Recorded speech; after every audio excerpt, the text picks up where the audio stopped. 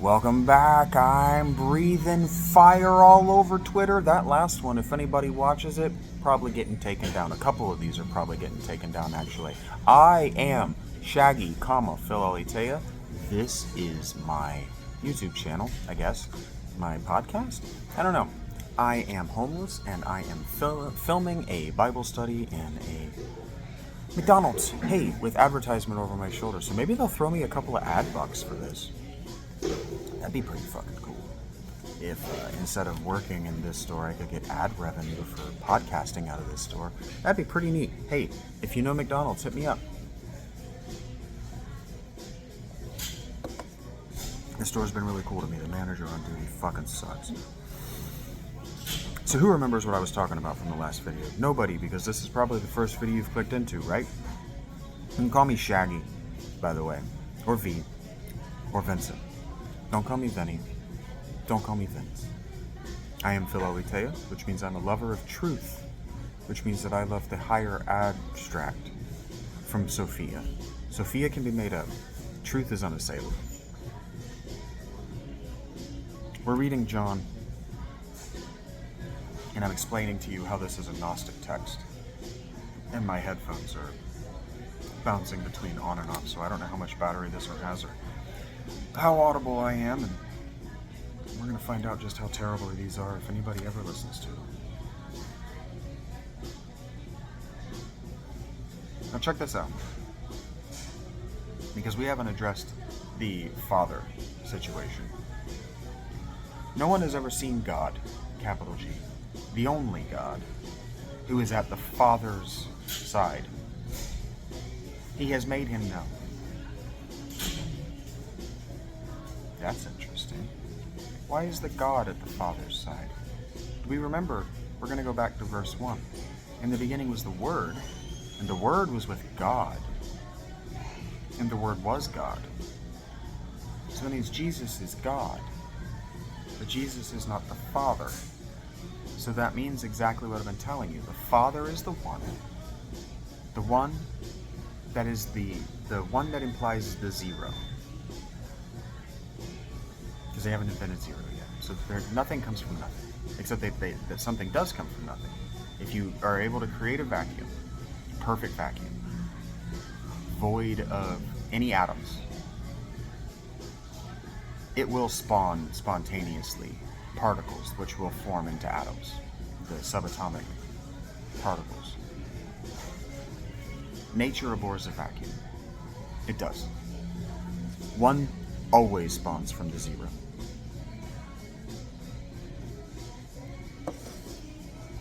The one which springs from the zero is the universe. This is called the Father. The Father is the universe. But it's not the universe. It's not everything inside the universe. It's everything outside the permanently and increasingly rapidly expanding universe. It's everything outside that. The pleroma is everything inside it. That's Jesus. Jesus is everything inside it. And the reason Jesus is everything inside it is because Jesus has done an elaborate time travel ritual that spawned the universe that we live in exactly as it is and exactly as it would be necessary for what he did to have happened. It's an elaborate and very dangerous rewriting of the universe. Remaking of the universe. We might be in a pocket dimension of the true timeline. We may not be the true timeline.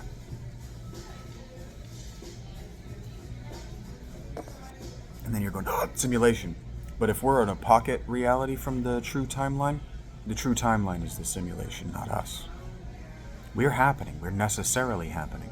It can't just stop us midway through processing because of what Jesus did.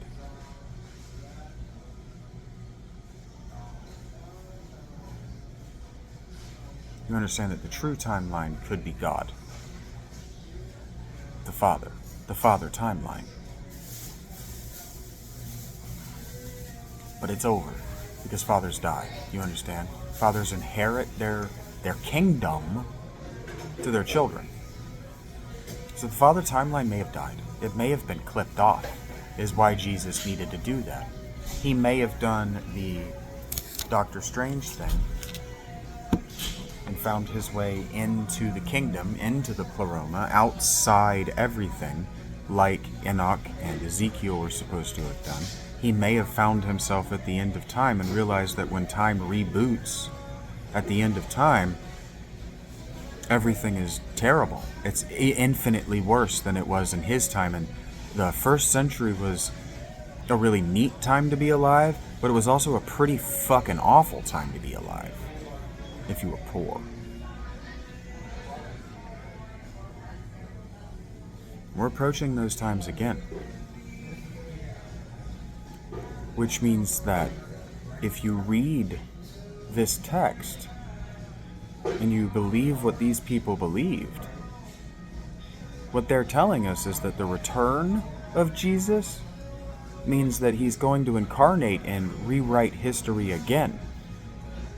And so all of you people looking for things like Mandela effects,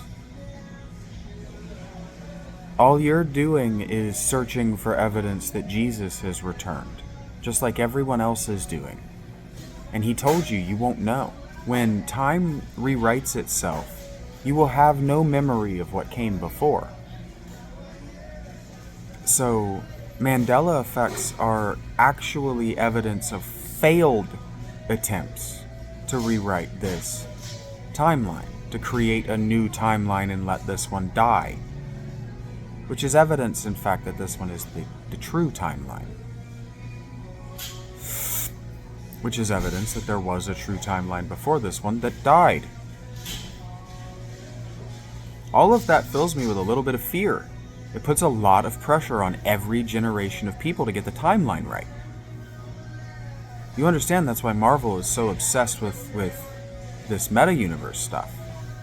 And has been for, 70 years. This is deep theology, guys. What Marvel is doing? Deep shit. Deep shit. But you would expect it. They were all mystical Jews. You don't think they were mystical Jews? Come on.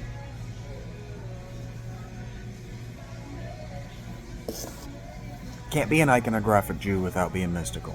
Not allowed. It's blasphemy. Why do you think Jews paint, sculpt, write? They have to dedicate it to their God and their understanding of what their God is, or it's idolatry. And that shit's forbidden. They'll kill each other over it. They're that barbaric. They will.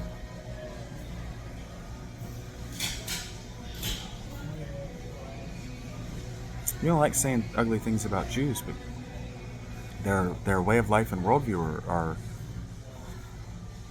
older, and they come from a pre-civilizational foundation. So they're willing to go Stone Age on your ass. In a way that like the United States isn't. The United States doesn't have Stone Age roots in its worldview and its way of life. Hebrews do. Bronze Age. Close enough.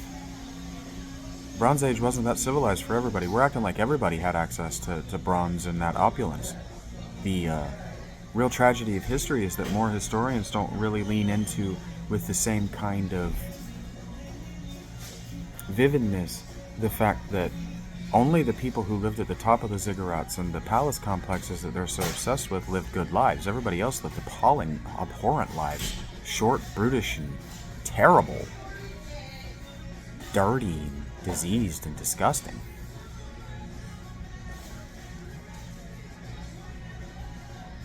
Makes me angry.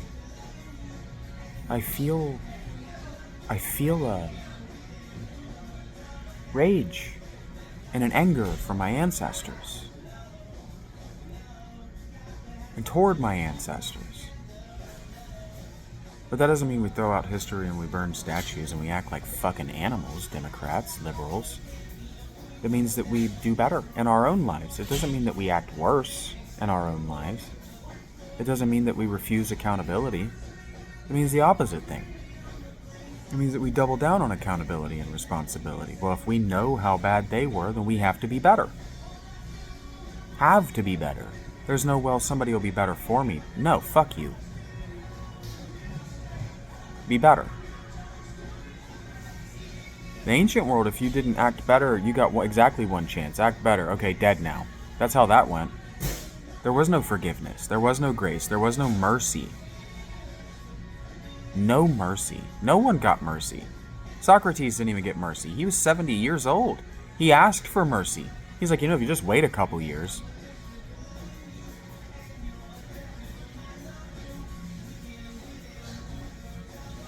And then now we're in this world where there's just no mercy. No mercy. None whatsoever. Look at how you act. Look at how you treat one another. You're going to tell me cancel culture understands mercy and forgiveness? You're going to tell me that cancel culture was an act of mercy and forgiveness? That it was an act of virtue? No. It was an act of vindication. It was an act of panic, is what it was. Hysteria. And you understand that hysteria is when, the definition of hysteria is when women genuinely believe that their periods have synced, right? Their cycles have synced. That's called hysteria. Believing in things because your fucking uterus tells you to believe in them. You understand that's hysteria. I believe this because my uterus says to believe it. Okay.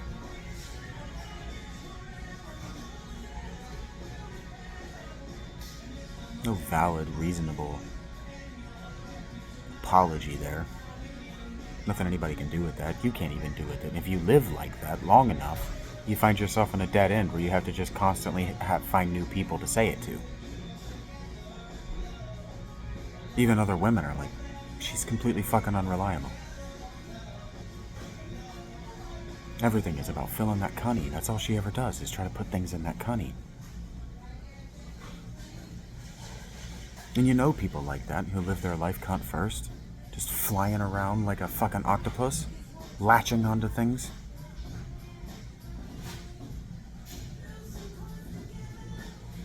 It's called sexual iniquity, and women are the worst. Women are much worse. A woman will sleep with you, seduce you, sleep with you, send you away with a kiss and a couple of bucks in your pocket to get lunch, and then call you a rapist when her friends find out about it. That's iniquity.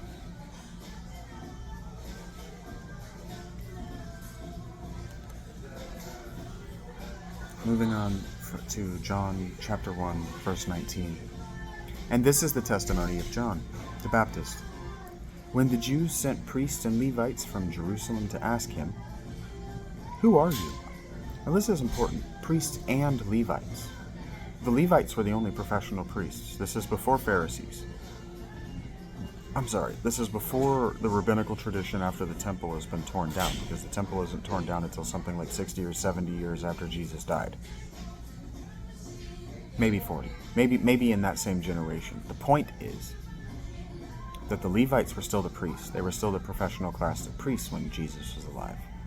So if he sends Levites and Levites, if the Levites sent Levites and Levites from Jerusalem, if the Jews sent Levites and Levites, that means that they sent Levites trained as priests and just landed nobility who happened to be Levites. That means the Levites had already reneged, been iniquitous toward their responsibilities, even toward the land of God, just the land that God owns. They were never meant to own land. And so if they're able to send landed nobles and priests, well, John the Baptist is going to want you to know that that's a problem. And so he makes sure that it's in the book without saying, hey, this problematic thing happened. No, he's just going to show a story that's problematic, and he's going to make sure that you know, if you know anything at all, that this is problematic. It's got to be problematic if the Jews, the people from Judea, sent Levites and priests. Does that mean that there are priests who aren't Levites? Well, that's problematic in its own right. Only the Levites are allowed to be professional priests. And so the Levites and the priests, the Levites and the Levites asked him, "Who are you?" This is John the Baptist while he was wandering in the wilderness preaching. And John the Baptist confessed and did not deny, but confessed, I am not the Christ. And they asked him, what then? Are you Elijah? What does that mean? You hear a lot about Elijah. Well, who's Elijah? What is it? What's an Elijah?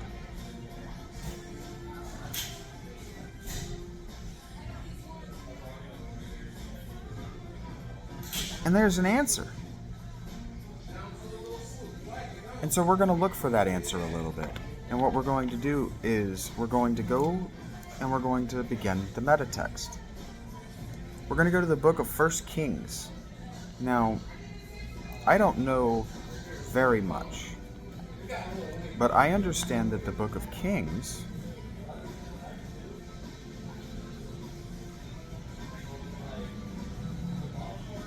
is a very special thing. It's a different kind of thing. It's a list, it's a king's list, and it's the mythological narrative of the genealogy of the kings of Israel and Judah. That's my understanding. I haven't read it and I haven't studied it closely. But Elijah shows up for the first time in my index of terms in 1 Kings book 7 or chapter 17, verse 1.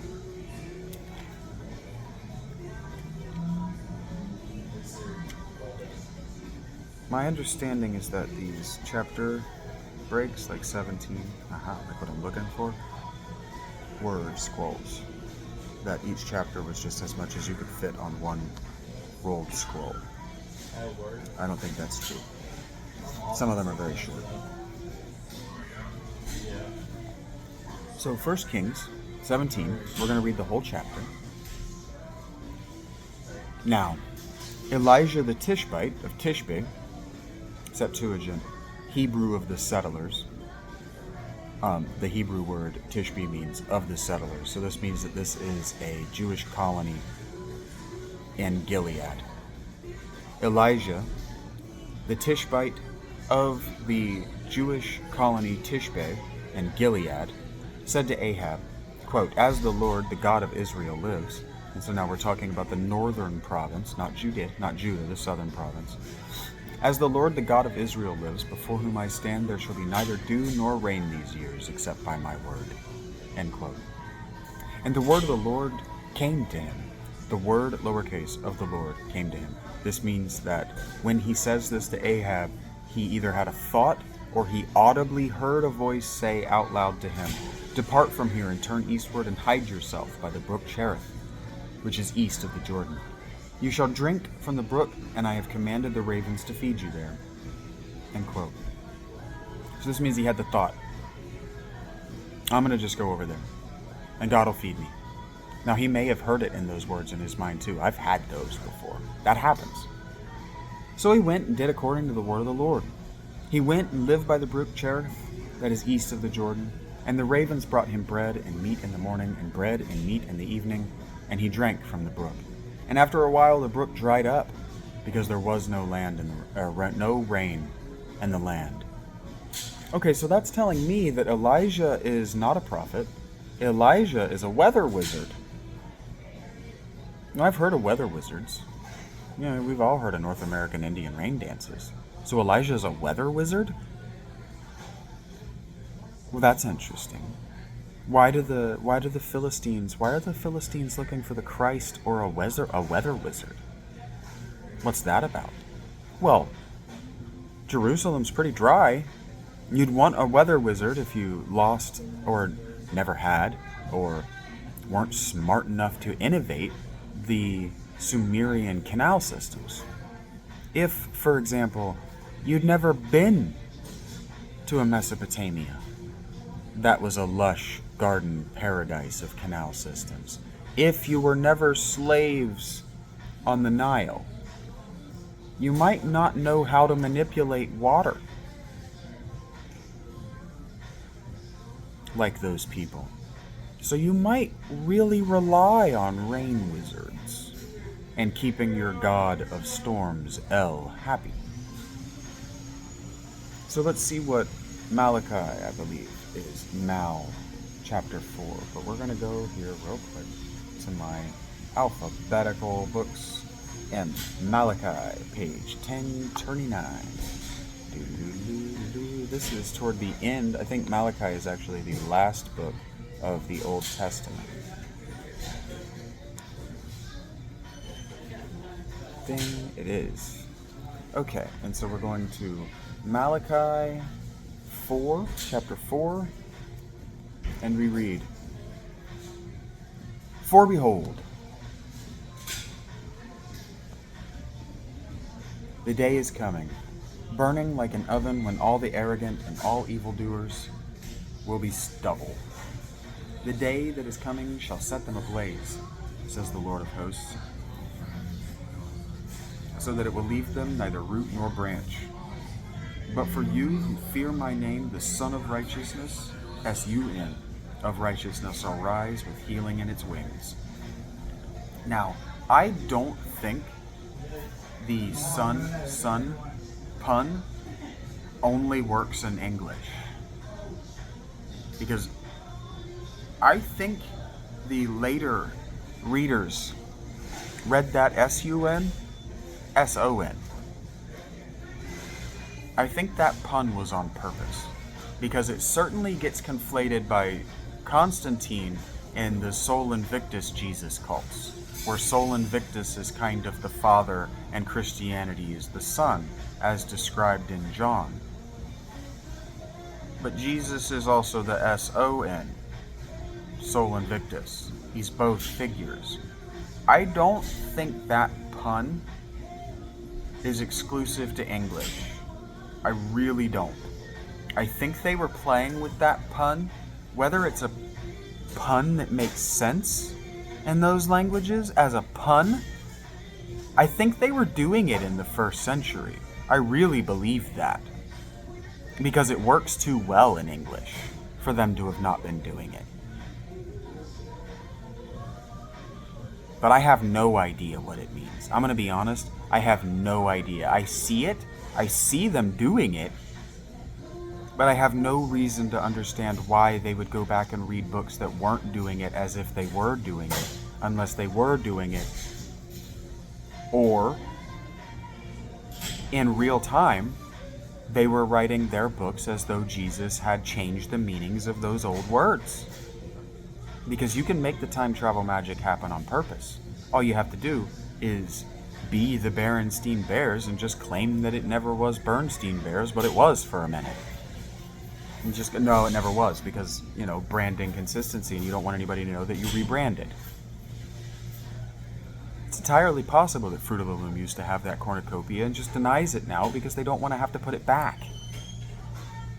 It's entirely possible. You don't understand how possible it is. Like, changes in branding. Oh man, the manager is just actually yelling at a girl, raising her voice and everything. She needs to be fired immediately.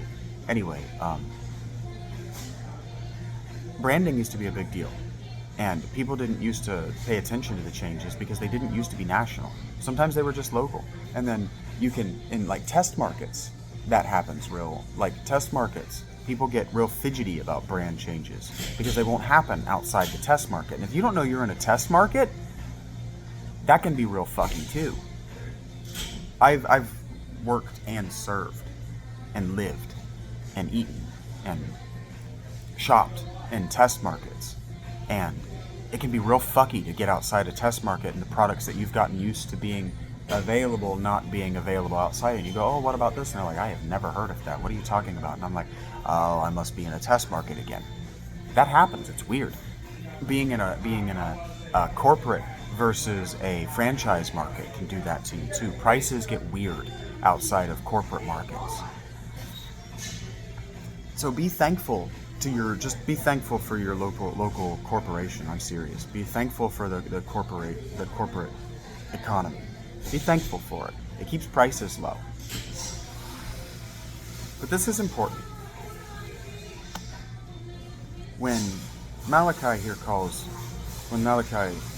his God, he says the Lord of hosts. That's a different God than the one God. The Lord of hosts is a king of kings in the terms of the ancient world.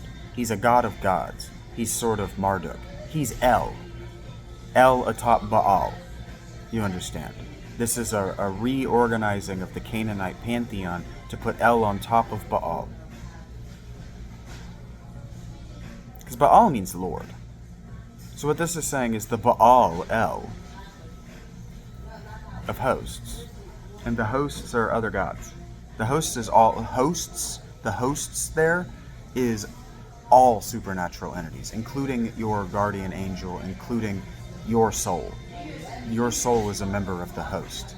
This is why the goddess of the hunt used to be the goddess of hosts. So the Valkyries are angels of hosts, and what that means is they get your host ghost, the house ghost of your body, so to speak.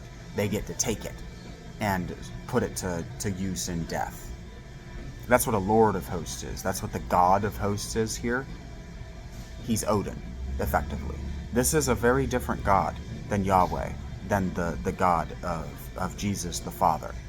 This is a lesser God than even Jesus. But for you who fear my name, the Son of Righteousness shall rise with healing in its wings.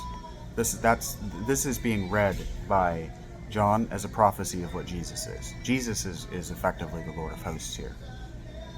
They're saying that what John is saying is that this God never existed. They were writing him into existence as though he existed. And then Jesus did his thing.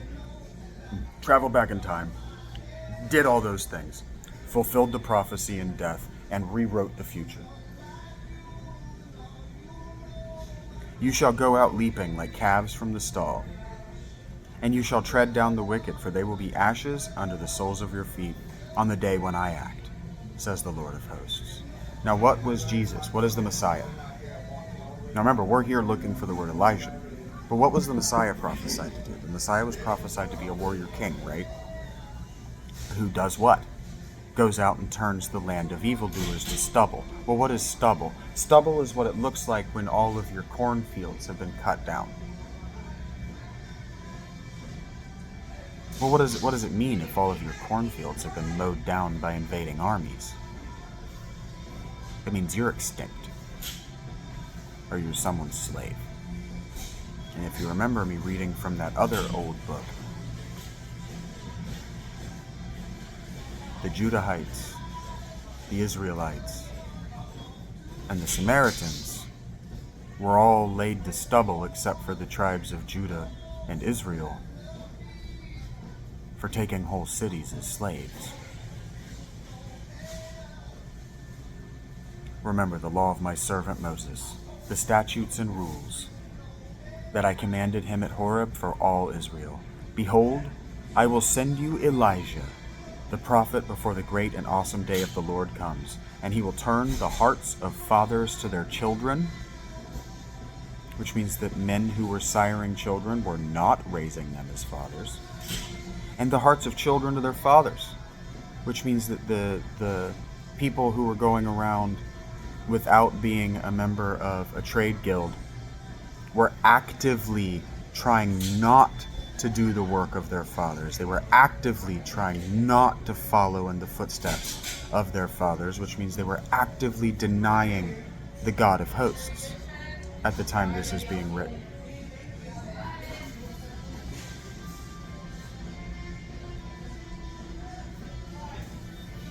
And behold, I will send you Elijah the prophet before the great and awesome day of the Lord comes. And he will turn the hearts of fathers to their children and the hearts of children to their fathers, lest I come and strike the land with a decree of utter destruction.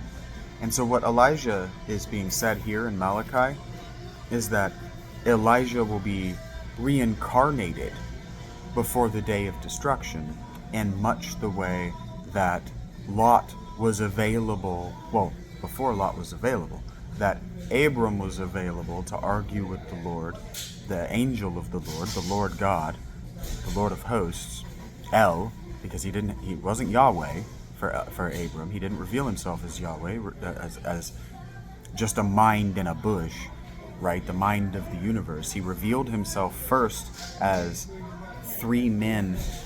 Often he revealed himself as just a speaking cloud, but he revealed himself as three men in triplicate who had obscured faces, and that he recognized instantly as inhuman. Those are not human.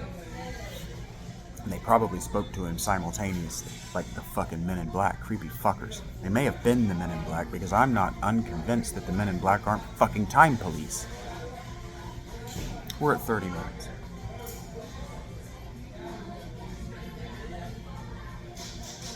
And I've bothered myself enough that I'm gonna say, come back next time.